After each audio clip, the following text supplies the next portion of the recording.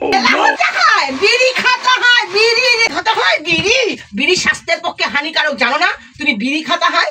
ও বাবা, আবার রেলা নিয়ে, গায়ে আবার গলায় ওড়না নিয়ে, আবার চোখে চশমা পরে, বাবা একে ডন সেজেছো নাকি? রিল্যাক্সে বিড়ি খাচ্ছ নাকি? আমার এই যন্ত্রটা দেখে তোমার ভয় হচ্ছে না? কেন বিড়ি খাচ্ছ? বিড়ি কোথায় ছিলাম? এখন ফেলছো, এখন ফেলছো? তুমি ছিলে কোথায়? কেন? আমি পাশের বাড়িতে একটু গল্প করতে গেছি, অমনি রিল্যাক্সে বিড়ি খাওয়া হচ্ছে। ওই বিড়ি, এই যন্ত্রটা আমার দেখেছো, দেখেছো?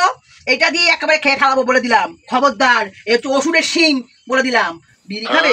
বিড়ি হচ্ছে স্বাস্থ্যের পক্ষে হানিকারক, এটা জানো না? বিড়ির প্যাকেটের গায়ে তো লেখা থাকে।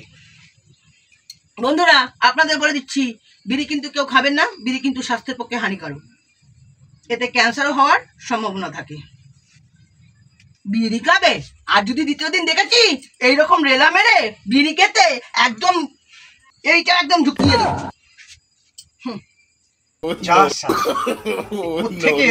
আমার রেলাটাই ছুটিয়ে দিল। বেচারা জীবনে আর ফিরে যেতে দিল না। আজ এমন কত রেলা করে খেয়েছি।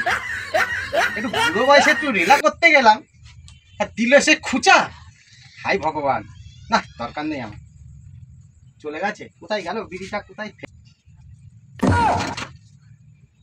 কি করছিলে? কিছু না। কি করছিলে?